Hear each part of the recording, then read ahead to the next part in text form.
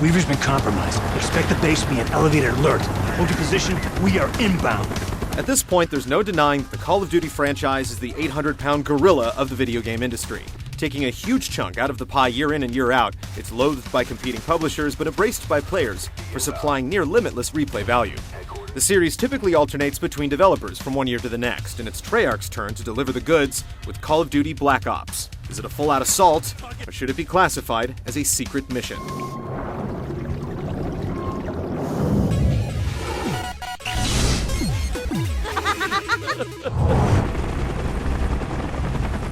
Mason!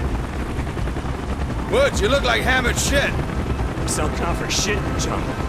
It's not, baby.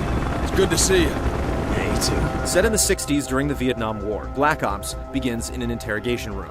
You're Captain Mason Alex, and for reasons unknown, you've been brought to this place to try and explain a set of numbers to your captors. The problem is, you have no idea what the numbers mean. I don't know what you're talking about. The numbers, Mason. What do they mean? Where were they broadcast? I don't know anything about any numbers. What follows is a trip down memory lane where each remembrance is played out on the battlefield. Clues are divulged, and as the game wears on, it becomes less of an interrogation and more of a collaboration. You'll travel to Russia, Cuba, Vietnam, and just about every territory in between. All clear, moving up. Eventually, the story veers towards a struggle over a deadly biochemical weapon called Nova 6. It may sound like a club drug, but it's a one-way ticket to the death disco. By then, you've played so many different soldiers that following the plot requires some serious mental yoga. Probably formidable on paper. In practice, it leaves you not liking the protagonists enough and not hating the antagonists enough. Though bolstered by its fairly clever premise, by its conclusion, the story loses a lot of steam. Squad 50, we're hit! We're hit! Look out! Leave a dagger, we are going down!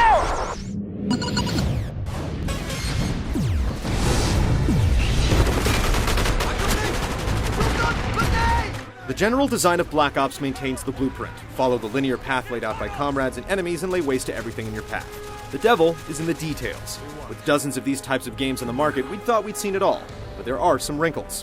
One mission is you commanding your team from the air and then heading down to the ground to help execute. Another has you in a hazmat suit, effectively replacing the rebounding health meter with a cracking face shield. There's also a section where you have to attack from beneath the water's surface, piloting an attack helicopter down a river or a boat in dangerous waters. It all adds up to a campaign that'll keep you on your toes. Though not for long. You can easily polish it off in 6 to 8 hours, and the lack of a co-op campaign is surprising since Treyarch's last game included it. Of course, that's when the robust and diverse multiplayer comes calling. Leveling up has completely changed. You gain levels much more quickly, but that's because most of the unlocks are not tied to it. While you still collect points for just about everything you do, you then spend these points to unlock what you choose. Essentially, you can use your desired loadout almost immediately. The same goes for the kill streak rewards. Adding another layer of depth, you can challenge yourself by purchasing contracts that ask you to satisfy specific conditions in a match. Just to get the obvious out of the way, you can play all your favorites like Domination, Capture the Flag, Demolition, Deathmatch, etc. in 14 brand new maps. Most of the arenas are claustrophobic and manifest plenty of close-quarters confrontations. Nuketown stands out the most with its mannequin decoys, but there isn't a single map we didn't enjoy. If you find some you don't like, you can always vote against them in the pre-game lobby. Up to 18 players can throw down in ground war, while 4 players can stand together and hold the fort in the Nazi zombie mode. While these staples remain well executed, the additions really stand out the most. Who's your president now, stale skin?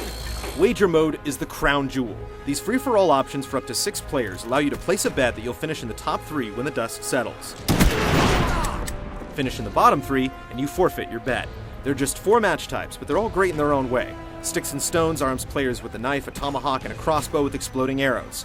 The catch is that if someone kills you with the tomahawk, you immediately lose all your kills. Gun Game has a predetermined ladder of weapons. Get a kill with the gun and you move on to a newer, more powerful one. Get killed by a melee, and you drop down to the prior gun. It's easy to end up with a weaker gun than your foes, but overcoming the odds can provide a nice sense of accomplishment. Sharpshooter randomly cycles through weapons at specific time intervals, and One in the Chamber, the weakest of the lot, gives you 3 lives, 1 bullet in a handgun, and a knife. With each kill, you're given another bullet, but you have to be prudent with squeezing them off. What's great about Wager Mode is that it forces you to use and master the entire arsenal. Don't be surprised if it convinces you to alter your loadout in the more standard options. The biggest surprise is the hidden Black Ops Arcade. While you can play the full version of Zork, the real winner is a 4-player cooperative top-down shooter called DOA. A distant cousin of Smash TV, you have to survive wave after wave of zombie attacks while collecting cash and powering up your weapons. It's a full-fledged game that you normally pay at least $10 to download, but in Black Ops, it's just a fun extra. There's so much content to explore in Black Ops that we can't even go into detail on the theater mode or combat training, which prepares you for the rigors of online play. The disc is literally burned to the hilt with content. Spy plane standing by.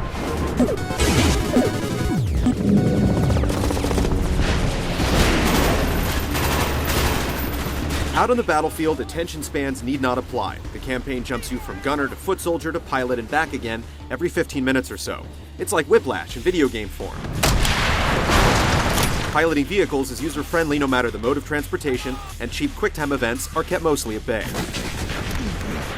The shooting controls haven't changed much. The over 40 weapons look, sound, and fire realistically. Some have to be used in bursts, and others fire much better from the hip or in sustained bullet storms.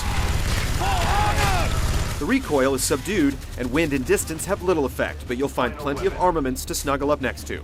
It's business as usual with the auto-aim, but you do have the option to turn it off. Even though the game is set in the 60s, Treyarch has done a great job of making sure the technology doesn't feel dated.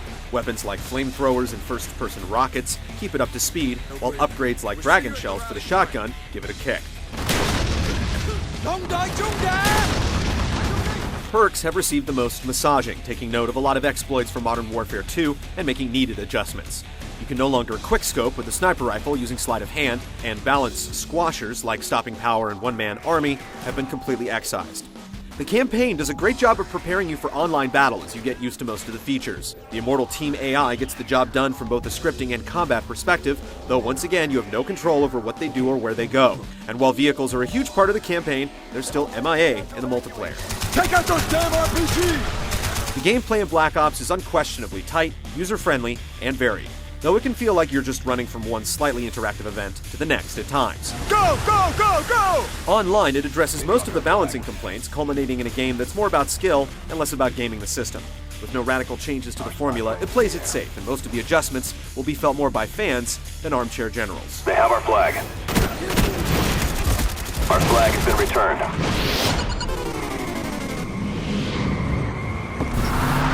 This way! A lot of graphics engines start to show their age after a few years, but Call of Duty Black Ops is still a stunner. Sure, the texturing and effects are high class, but it's the little details that you discover as you play that will have you cracking a smile. Some scenes feature so many enemies on screen that you can't help but be taken aback. While it's an absolutely brutal game full of extremely graphic gore, there's nothing that pushes the envelope quite like the airport scene from Modern Warfare 2. Instead, you get shocking in-game appearances from historical icons.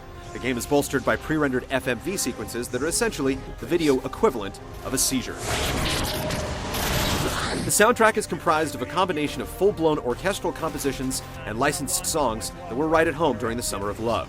The voice acting and writing are strong and include some celebrity spot duty from icons like Ice Cube. Fuck you, Charlie! When it's all taken as a whole, Black Ops is one great-looking and sounding game. Call of Duty Black Ops spends a little too much time in the bunker playing it safe, but it's a robust, quality product from top to bottom. The campaign is brief but memorable, and the multiplayer has taken millions of hours of real-world testing to heart. The total amount of worthwhile content makes paying full price for most of their games feel like a crime. Treyarch has closed the gap between its games and the Modern Warfare franchise with boundless customization, a keen sense of what makes the formula a success, and listening to fans. You won't regret answering the call once again.